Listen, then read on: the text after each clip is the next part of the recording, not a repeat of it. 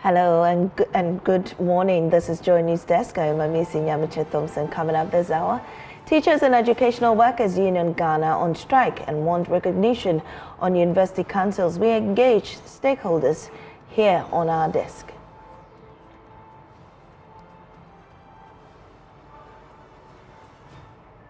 Also, Communications Minister reveals the arrest of over 400 persons linked to mobile fraud and forgery as it confirms repatriation of 4 Ghanaians to the U.S.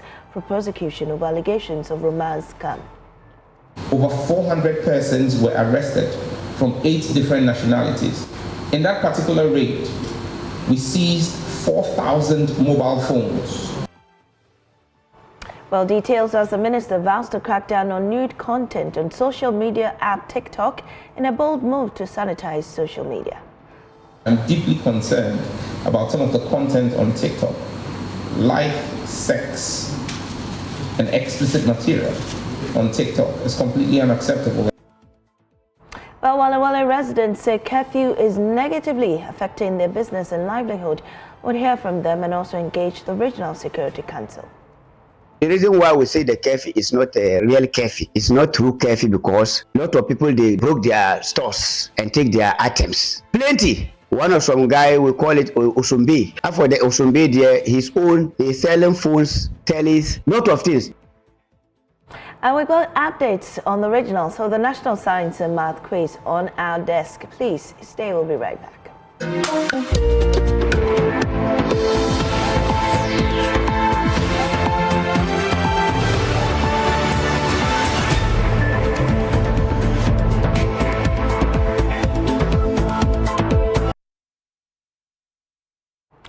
In our first story, striking members of Teachers and Educational Workers Union Ghana say they won't return to work until their concerns are addressed.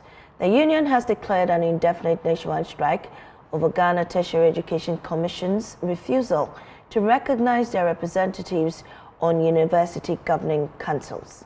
Well, Professor Ahmed Jinapor is Director General of the Ghana Tertiary Education Commission and joins us on for this discussion. And also we have Labour consultant Mr. Ofosu Asamoah also joining in. Seems there's a lot of issues going on the Labour front, but we'll get through to it right now with Professor Ahmed. We're starting with you, Prof. We're grateful for your time on our desk. This is the allegation that the Teachers Union, or TEWU-Gh, I beg your pardon, is making. They say you don't want to recognize them on governing councils. How true is this? Well, first of all, let me state that it is not the Teachers and Education Workers Union who are on strike. It is rather a breakaway group of that umbrella. This is cash. And the reason why I've said formed by in the is that. Prof, I seem to be losing you. Can you reposition yourself for yes, me? So as I said, can you hear me now? Yes, much better. As I said, the group of people who are on strike currently are Tertiary Education Workers Union, a breakaway body of the mother institution of Teachers Education Workers. And it instructed that teachers have been in this over that's the stop which is the case to have been represented. This break is some percent of getting. Unfortunately, Prof, I have to come in here. I'm still not getting what you're saying. I would have to request that you reposition yourself again. I'm sorry about that. We seem to be losing you there. But whilst you do that, let me bring in Mr. Ofosu Asamoah. Mr. Asamoah, thank you for joining us this morning. We'll get back to Professor Jinapor. But then we seem to have another issue on our hand. And as Professor Jinapor was describing earlier, this is a breakaway group, not really recognized according to him. With this happening, what will you say, being in this space for some time now? Yes, I think that is an unfortunate situation now, following from what what has gone on. The TEWU-Gh is an offshoot of the TEWU-TUC. They used to be members of it. And you know, when it comes to TEWU, it is not just a matter of the teachers and educational workers in the tertiary institutions, but it involves other institutions that in the secondary as well. But this TEWU-Gh seems to be an offshoot of TEWU-TUC, which only are these members in the tertiary institution. Now, if they are clamoring for a representation on the University Council, which we want the DTEC to recognize them, they have to take, process. Because their allegation is that, for now, as I hear, is that they seem to have more numbers than the TEWU-Gh. That they think they should have a representation. But to have a representation, you must have the certificate, the bargaining certificate, which is currently being held by the TEWU-TUC. In the circumstance, it is only the labor department, that is the chief labor officer, who can verify the numbers and see that since you have majority numbers, as these who allege, who have the bargaining certificate, which has not been done for now. I hear that they said made several petitions and representation to the labor department, and for that matter, the chief labor officer, to conduct the verification, which has not been done. But the remedy does not lie in a strike. Their remedy is to apply to the National Labor Commission or the High Court, which will direct the chief labor officer to conduct the verification to see which union has the highest number, and for that matter, be recognized to put the bargaining certificate. Right. And in the absence of it, they cannot declare a strike. So the current strike is really uncalled for, and I think it's unlawful, because they have not taken the process to get what they want or what they ought to get. All right. If the chief labor officer has failed to conduct the verification, the remedy lies in application to the National Labor Commission, which will direct or order the chief labor officer to conduct the verification to see who has the highest number, and for that matter, should hold the bargaining certificate and have a representation on the University Council, and it is not a strike. Right. So, Prof. Jennifer, I hope your line is much better now. You were making a point before you went off.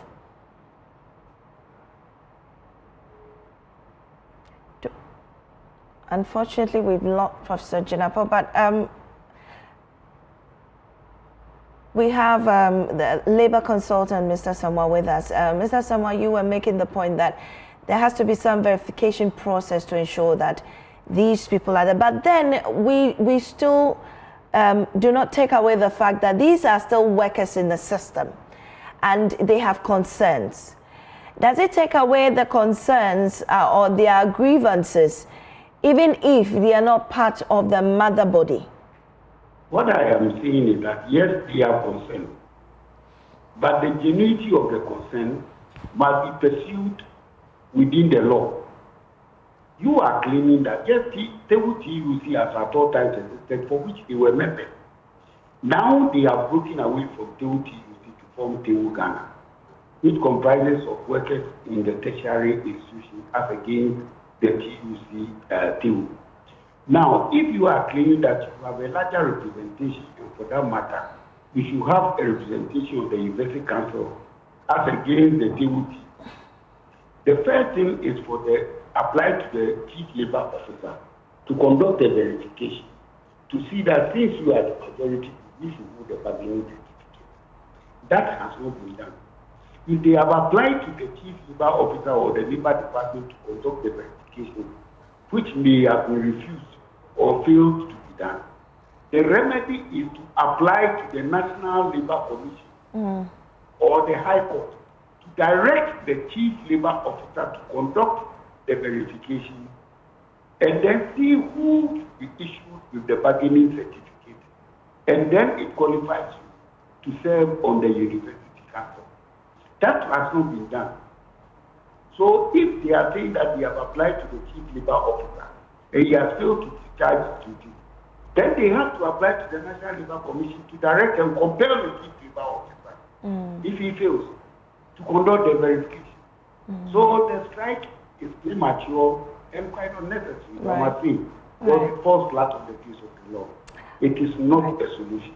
Right. So I challenge leadership, show leaders by calling their workers or their members together and then following process.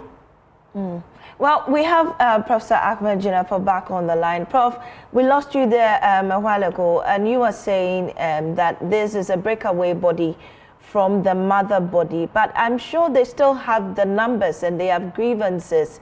What would you want them to do at this point? Well, first of all, we've had numerous conversations, and in some of but here we are the law. I've explained to them that established various mixed web teachers and workers in the board to represent that both other big points process to gain in terms of, but we haven't yet. So if we haven't got to take, I don't think to be put up there, especially what is the worst part check. At the end of the day, we are that rules and we have that more or less outside. We support the national development is sort of time was the teaching work of Ghana, TEWU-Gh, and probably try stage. But we on the representation is guided, and the first bit are specific when it comes to these present on the camp. That's it. We believe that the representatives have the person that we don't have must come by and if it's possible that you know we have stress the better, but we want it whereby one look at people strike the bodies with that let's gather the act and the all of this. So we are there's not enough. Let's call it between the different and see how the results. So have you spoken to the leadership of this group to come to the negotiation table? We've met them so many times. In fact, before they issued that threat of GTEC having to withdraw the letter, letting the embargo, I met them. And as a matter of fact, I've been engaging them, and they were telling the fact that GTEC has been very supportive in getting these issues resolved. But of course, sometimes ego and I don't know how to put it, takes more or less the bigger part of how we go about it. The law is what it is as it stands now. The Act of the Universities recognize the Teachers and Education Workers Union, of which the Tertiary Education Workers Union on the recent were members. And for all these years, that has been the body that has been represented on council. So if Tertiary Education Workers Union is going through the process, in fact, as we speak, they don't have a bargaining certificate. You know, so if they are going through the processes to get legitimacy, I think it should be a transitional period. It doesn't necessarily have to be today. It can be tomorrow. And I believe that on Monday, the members of the Teachers and Education Workers Union will be going to work.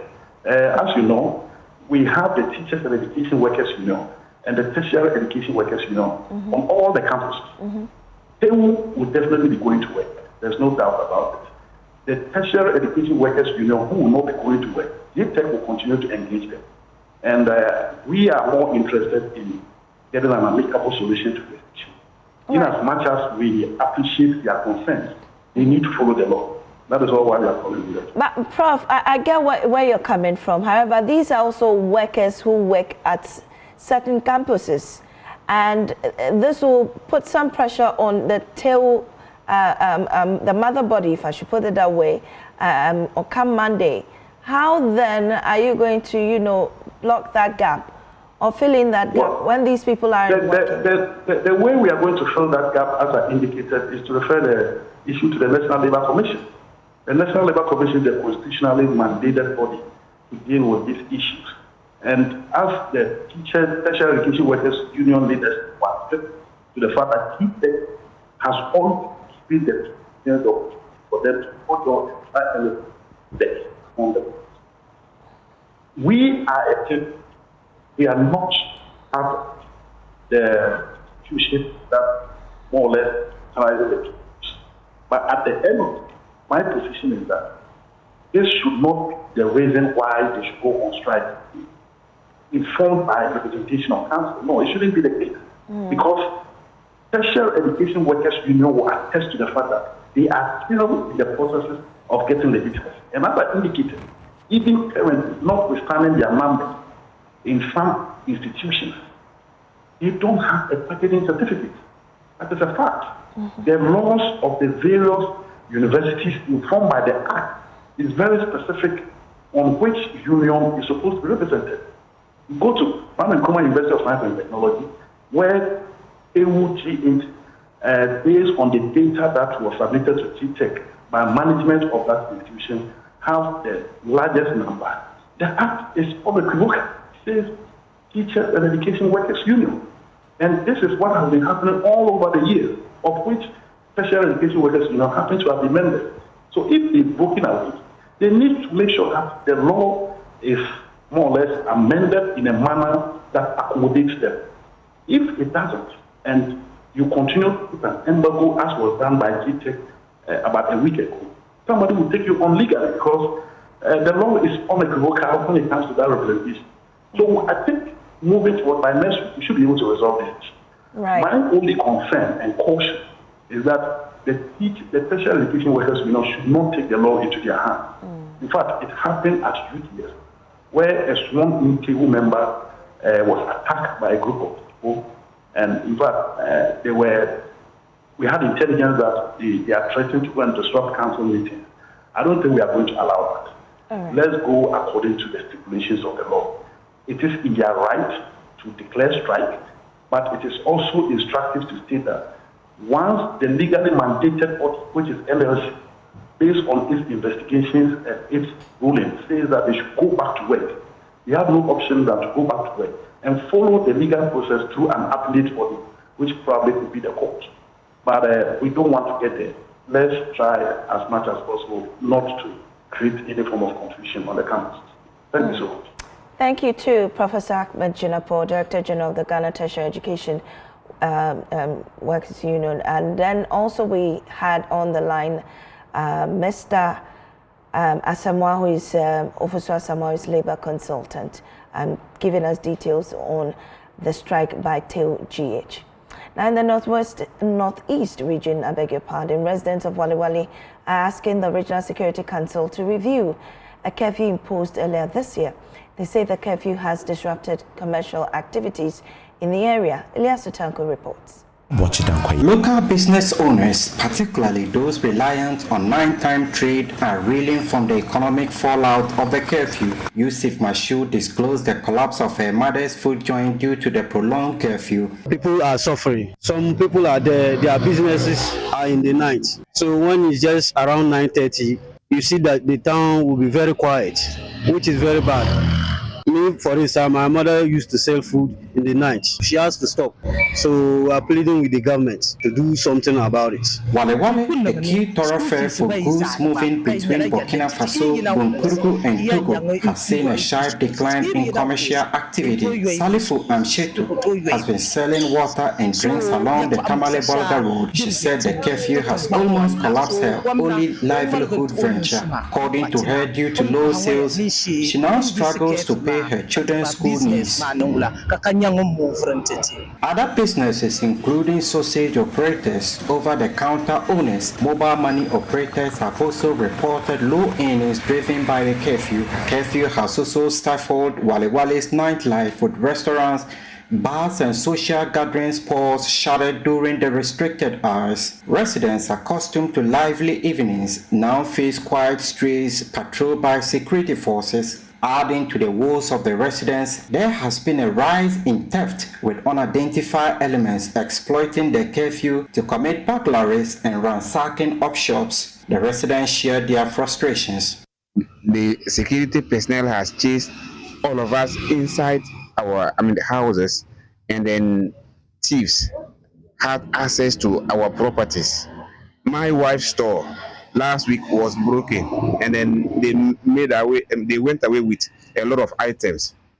Quite apart from that, a friend's store, his store, was also broken. Like our stores are just closer to each other. So if government really want to help the good people of Walwale, to me, he should lift the curfew within these days. Otherwise, indirectly to us, he's using the position or his authority to inflict pain on us. The reason why we say the curfew is not a real curfew, it's not true curfew, because a lot of people, they broke their stores and take their items. Plenty. One of some guy, we call it Osumbe. After the Osumbe there, he's selling phones, tellies, lot of things. They bring car and load all of them and go. Sometimes something will do in and you don't understand it. Now they take everything like politics. But politics, they not take politics and do people curfew. Because this Walwale, NDC day, MPP day. Community leaders and residents have voiced strong opposition to the curfew, arguing it unfairly punishes a peaceful town not directly involved in the Boko conflict. The overlord of the Mampurgu kingdom, Nabohaga Abdullahi Mahami Sharida II, has repeatedly urged the Interior Minister to lift the curfew, citing disruptions to daily life, including school children abandoning schools and allegations of military extortion. Other residents call the curfew politically motivated. Our former vice president was a native of Walewale. So through that, they are using it to punish us for not causing any harm. Because they've not tell us any genuine reason why we are under curfew since that long time. All this thing, we just believe that it is politics. Because in the first place, this particular town, we don't know why there's curfew. Why is the curfew there? We don't understand. Because nobody is fighting. So now that you have put curfew on us for all this while, it's more than half a year today. Now everything is calm. Nobody is fighting. Nobody is threatening anybody. We are all there going about doing our businesses. So we think by now government would have even come to our aid by lifting the curfew.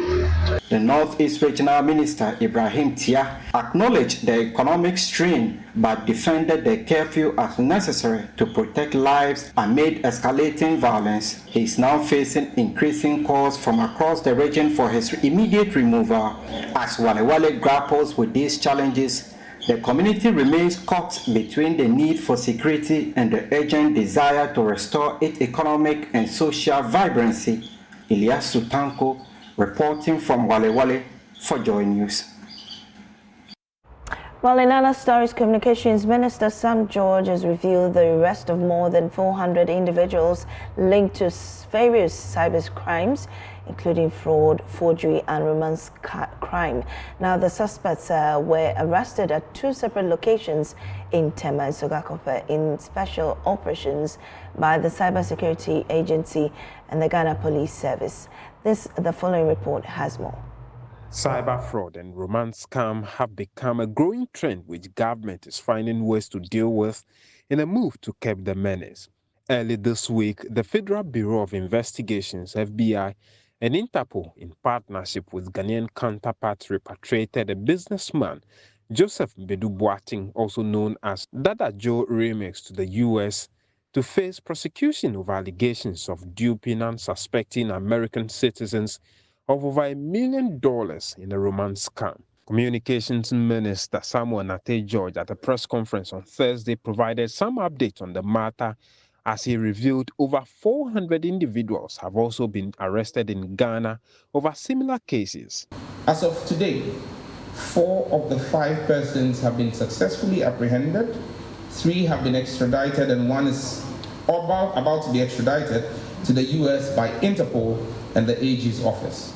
In one instance, The CSA and the Ghana Immigration Service busted a pig butchering fraud hosting center at the Nyamidria Estate in Tema Community 26. Over 400 persons were arrested from 8 different nationalities. In that particular raid, we seized 4,000 mobile phones, 70 laptops, and 5 firearms. The CSA, in another operation with the Ghana Police Service, busted a sophisticated recruitment fraud ring.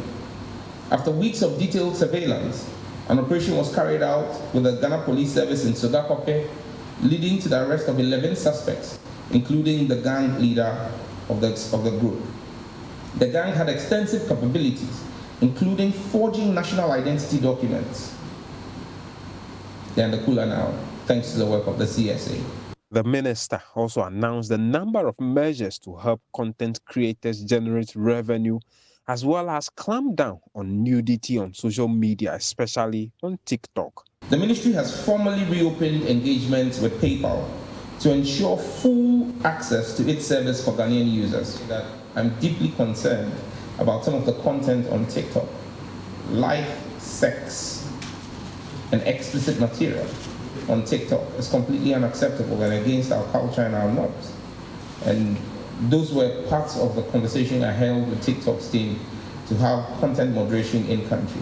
But the cybersecurity authorities mandated to do constant surveillance of TikTok platforms and accounts in country that are engaged in content that is anti our culture and not appropriate, and work with the platform operator to take down those accounts and block the owners of those accounts from operating on those platforms. He also had some good news for subscribers of DSTV. I have a meeting scheduled for tomorrow, Friday, even though it's a public holiday, with the Ghana team and their South African counterparts, the management from South Africa. They arrived tonight to agree on a way forward on the issues raised. The outcomes will be shared with the public in due course. This engagement reflects our commitment to regulatory accountability and our resolve to ensure that digital services in Ghana remain fair, accessible, and responsive to the needs of citizens. I make you one promise. I won't leave tomorrow's meeting without securing a drop in the price of DSTV. That is a solemn promise I make to you. Meanwhile, government has given a third and final deadline to Next Gen Infranco, the company tasked to roll out 5G services across the country, to do so by end of year or risk a renegotiation of their contract. The ministry says it is poised to amend at least 15 of Ghana's communication laws, as well as introduce new bills in Parliament to boost robotic and AI studies in Ghana. James Savage's report for Joy News. The swearing in of the 7 new justices to the Supreme Court is more than a ceremonial event. According to President John Mahama, it is a signpost that the reset of Ghana has begun not just in words, but in action and within institutions. At a ceremony held at the presidency, President John Dramani Mahama warned against political interference and intimidation, stressing that a strong judiciary is not a threat to government, but rather a foundation of democratic governance. We'll hear from the president shortly, but first, one of the newly sworn-in justices, Justice Senyo Jamafe, talked about the long journey to the Supreme Court. Your Excellency, the President of the Republic of Ghana, John Dramani Mahama, on behalf of my colleagues, we thank you very much for appointing us as justices of the Supreme Court as per Article 144 plus 2 of the Constitution of Ghana. And secondly, swearing us in this afternoon as justices of the Supreme Court. To the people of Ghana, we promise that we will dispense justice to all manner of people without fear or favor, ill will or affection. We also promise you equal justice under law. To friends and families, especially our spouses and children, you have been with us through thick and thin. The journey for some of us up to today has been exceptionally long. But you never gave up on us. You kept encouraging us, praying for us, and supporting us. You have the faith and confidence that this day will arrive. Finally, it has arrived.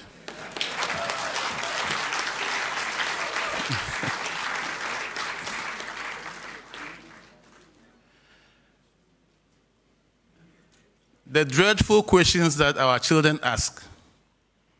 Daddy, this time your name hasn't come on the list. Today is over. To our children, our name has come now. But then, this is a lesson for us. This is the surest confirmation of the oft-quoted cliche that God's time is always the best.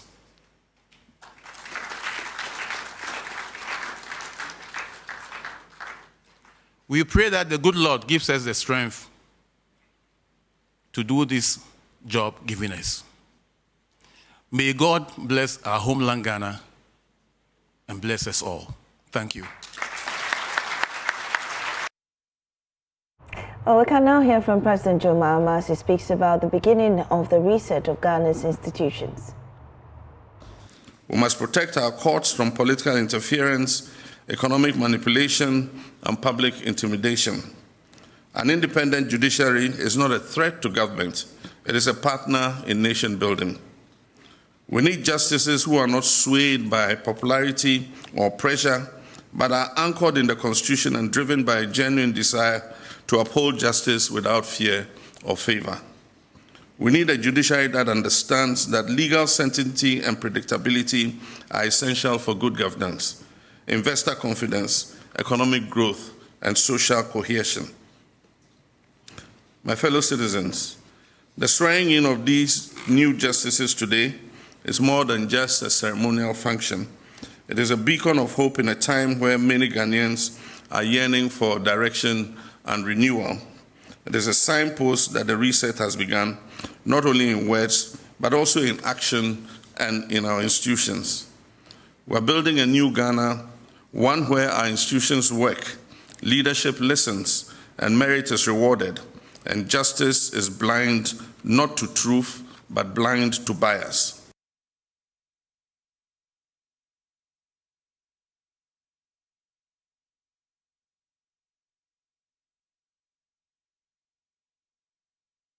Well, at a time when the pressures of modern life continue to stretch parenting roles thin, PhD Programs Director at NIBS University, Dr. Edmund Kwame Nkrumah, is calling for a return to intentional parenting. He finds it quite troubling that some parents shirk their responsibilities, stressing that it will take both teachers and parents to shape a child's future. Dr. Nkrumah disclosed this at the maiden graduation of Kedland International School at Community 19, Tema. The colorful maiden graduation ceremony of Kedland International School saw parents and guests treated to performances in ballet, piano, art, modeling, public speaking, among other activities that form the core of the school's extracurricular discovery. For Kedland International School, these activities help uncover hidden talent among children, especially introverted ones, in a purely academic setting. 4 pupils graduated from the reception program of the school, ready to move up on the educational ladder. Chair at the event, Dr. Edmund Kwame Nkrumah, who is the PhD Programs Director for NIBS University, emphasized the need for parents' role, which cannot be taken by schools in raising the next set of leaders. It depends on the kind of job the parents do. It depends on the experiences the parent had as a child. But I think all in all, parents are actually shifting most of the responsibility to the teachers, and schools like Kedland are actually there to support some of these behaviors. However, it's so important that parents should be up and coming and should always be available for their children when the time be, irrespective of their work. Money is good, but the development of the child is also very good. I'll forever blame a parent if a child goes wayward. Aide at the presidency, Rosemond Obin, who was the guest of honor, reiterated the role of early educational institutions in laying a solid foundation and producing well-rounded pupils, unlocking confidence, creativity, and brighter future. Foundation is very important, just like putting a building up. And this is actually the formative stage because they are still young. They adapt to what you teach them. They adapt to what you tell them to do. And so once we get it right at this stage, they will definitely grow properly. And once the environment is right, in the case of Kedland International School, they will definitely sprout. And so we should pay particular attention to the formative stage. And in my speech, I said something about parents also paying attention. It's not just about the management will do their best, but as parents, we also have a role to play. Meanwhile, Principal of Kedland International School, Mary Mensah, says the school, which is almost 2 years, is reimagining early childhood development. When we say reception, is the GES KG2, but our reception is KG1, KG2 combined. So right from nursery 1, nursery 2, you don't go to KG1. You come to the reception where you are prepared for year 1. And it takes about 4 years to prepare yourself right from baby to reception. So for parents who have their children here, we would ask that they continue to trust us, because if you don't trust somebody, you cannot entrust your child to them. So they should continue to trust us to nurture their children with them. And for those prospective parents who are contemplating where to take their children to, we are available. The pupils received various awards and certificates as proud parents and guests cheer on.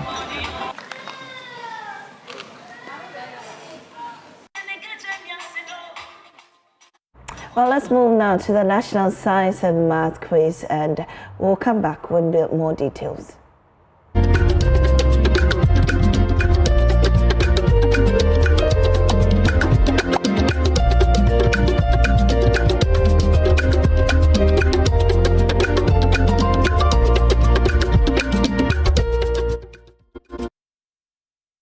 Let's head to the Western region now, where Adobia Sari is joining us from. Adobia, it's been quite an eventful week. What can you tell us? Yes, like you rightly said, Mami, it's been quite an interesting 4 days of back-to-back contest here at Takoradi in the Western region. It was filled with excitement, there was pressure, and some truly unforgettable moments. Now, so the 2025 Western Regional National Science and Maths Quiz Championship wrapped up last night, and GSTS, that's Ghana Secondary Technical School, have emerged the new kings of the West. Until last night, that championship title belonged to St. John's Senior High, but they were kicked out in the second contest of the day by Secondary Takoradi. Now, about the NSMQ, the moment that, first of all, the region saw 26 schools, 22 from the Western region and 4 from the Western North region.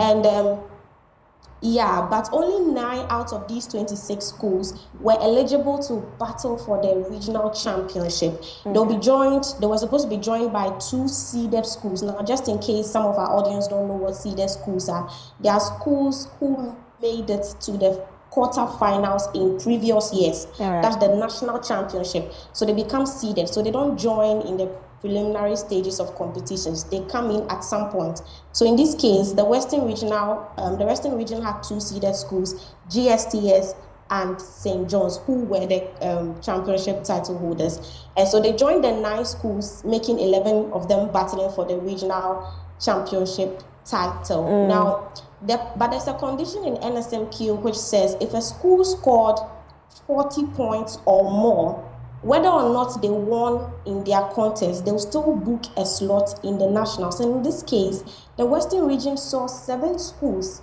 scoring 40 and more, which was quite impressive. Last night I interacted with the quiz mistress, Dr. Anita Opon, and she mentioned that last 2 years when she moderated the quiz in the Western region, she saw their performance. So 2 years on, she can say that they've done very well, and they've impressed. She's been impressed by their performance so far, because 7 schools joining 11 schools, so 18 representing the Western region for the nationals is quite a massive one. I think it's also important to note that some people walked out with cash last night. Okay. Yeah, Archbishop Potter Girls and St. John, Takwa Senior High. Okay. They aced the riddles, which is sponsored by GOEL. So it's called the GOEL Riddle Bonanza. And because they were able to score marks in the riddles, they got them right. They were able to win cash prizes of 400 and 200 cedis. So it's been interesting. It's been interesting in this place. Well, yeah, the Western region has really delivered. I can see you also looking really good, and Western region is really treating you well with that rosy cheeks. But it doesn't show on you. Well, good job there, actually. Thank you. All right, so that's the latest coming in from the Western region, and you heard there Adobia giving us the updates. Well, I don't know whether we have Collins Rimpo on the line from the Bono region, but if we do, we'd also like to hear from him what's happening there. Well, moving on, President John Dramani Mahama has come to the aid of the families of the Dikpe boat disaster in the Laura municipality. The 7 students met their untimely death after the boat they were traveling on capsized. President Mahama, through Transport Minister Joseph Bukari, has donated 5,000 Ghana cedis and some other items to the victims' families. Rafik Salam reports.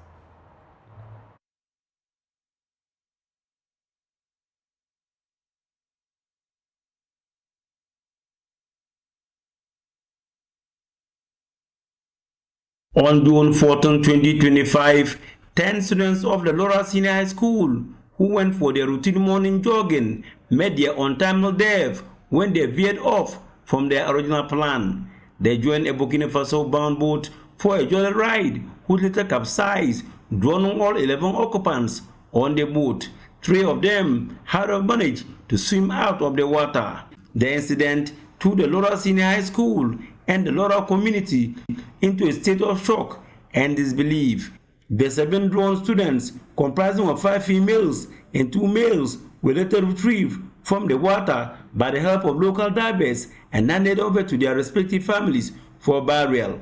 President John Dramani Mahama, concerned about the plight of the bereaved families and as a mark of showing commiserations, respect, and support to them, donated through the Transport Minister Joseph Bukari a cash amount of 5,000 Ghana cedis and a bag of rice each to the 7 bereaved families. The 3 female survivors were also handed over 2,000 Ghana cedis. In addition, the Acting Director General of the Ghana Maritime Authority, Naval Captain Retired Dr. Kamaldin Ali Esquire, who is an old student of the school, donated 10 bags of rice and 5,000 Ghana cedis to the school. Upper Sudan Minister Charles Wongo Pozung made the donation on their behalf. I shall make a presentation of 1 bag of rice to each of our fallen heroes' parents with an additional amount of 5,000 Ghana. We know that whatever is being given will not bring our colleagues back. However, as government, it is only important to always sympathize with bereaved families as we've been doing over the period. Headmaster of the school, Primoz Barrow, on behalf of the school and the affected families, thanked President John Dramani Mahama for the kind gesture. We want you to send our very pleasant thanks back to His Excellency and finally also to the Ghana Maritime Authority. In fact, I will say, one thing that just came out again and which we should also be happy about is for these little ones to get to know today that somebody at that level is the product of Laura Senior High School. This is something, if we understand at all, we must be happy about. Meanwhile, the Ghana Maritime Authority, GMA, donated 30 life jackets to 5 communities that are by the Black Water. Each of the communities were also handed 500 Ghana cedis. The GMA used the opportunity to educate and sensitize the people on safety measures when using the boats. Reporting for the News, Rafik Salam, Laura.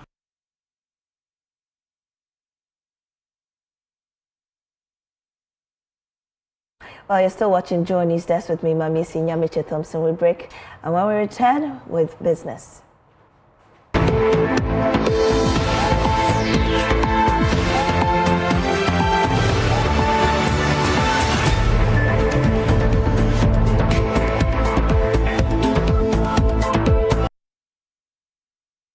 Hi, good morning. Welcome to Business. My name is Darryl Kwao. The Commissioner of Domestic Tax Revenue Division at the Ghana Revenue Authority, Edward Apentin Jamra, has told Joy Business that provisional data available indicates that the GRA is on course to meet its revenue target for 2025. He made the forecast after the GRA engaged some stakeholders on the VAT reforms in Accra. I think so far so good. We are on track with our revenue performance, and we are hoping that come the end of the year, we will be able to exceed the revenue target given to us. Have we met the half year? Yes. We've met the half? Yeah, we've met the half year. But the June ended just on Sunday, but the provisional figures is showing that we have exceeded the half year target. But we will be able to give you the full figures by the close of the week. Now, the national president of the Association of Rural Banks, Eric Appiah, has called for immediate collaboration between rural banks and security agencies amid rising threats across the rural banking sector. He made the call at the 36th annual general meeting of the Fiasman Rural Bank in Bogoso, where the bank also reported strong financial performance. Natalia Kwanzaa was there and has the rest of the story. Sidelines of the 36th annual general meeting of the Fiasman Rural Bank, leaders in Ghana's rural banking sector shared both their achievements and pressing challenges. We are operating in a mining environment, and these miners are paid per dollar. So once the dollar reduces, their pay also reduces. And if somebody has based on the previous dollar rates in collecting loans, and the dollar has reduced to such an appreciable level, you can just imagine that it will affect their take-home pay, though they are able to pay the loans, but their take-home pay is what has reduced. So that is the effect it's having. But virtually, you see that there has been an improvement in the inflationary rates, improvement in the strength of the CD, and this will have a ripple effect in our businesses and stuff like that. But those of us who are in mining community, you know that it's affecting those who were paid by the dollar rates. The bank's location in a mining community means it is especially sensitive to currency fluctuations. Despite the challenges, the bank has posted impressive numbers with deposit figures nearly doubling and profit margins showing over 70% growth. We're living in 336 million profit as of 2023. And within that 12 months intervening period, we're able to move to 69 million. If you compare the percentage-wise, over 70%, which tells you where the bank is driving at. Looking at our deposit in terms of 2023, we were opening around 450 million. Currently, we are living about 890 million. And we expect to reach over 1 million profits, 1 billion, sorry, of deposits in the year ahead. And as deposits grow, so do dividends. The bank's yield has grown to 14% with 13 million Ghana cedis paid out to shareholders, a significant leap from previous years. But growth must be matched by safety. At the national level, the Association of Rural Bank is calling for tighter collaboration with security agencies amid concerns about staff and customer. For some time now, we've been picking security threats as signals among the rural banks, and it's something that calls for serious attention. You know, banking has got to do with safety of people's money, and it's also built on confidence and trust. That's why people leave their monies with you. Therefore, we need to make sure we put the necessary measures in place to ensure that whatever money the people live with us is safe. We are in talks with the security agencies to make sure they collaborate with us to strengthen our security position at the various branches and the head office of the various rural banks. For Joy Business, Inathalia Kwanza, Bogoso.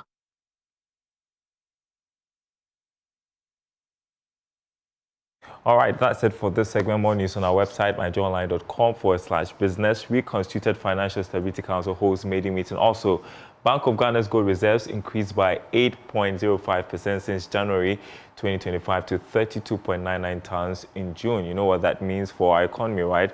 Currency stability, also investor confidence. That's it for this segment. Handing you back to my Macy Nyameche Thompson. Oh, Daryl, you want to push my name? Because I was speaking so fast. This is the second time. This is the second time. Nyameche Thompson. Thank you very much. Yeah, happy holiday, Mama. Thank you, Daryl. But what are you doing? Working? Oh. You're working, you know. That's the sad part of it. But anyway, thanks for your company. That's all from us here on Joy News Desk. Enjoy your holiday.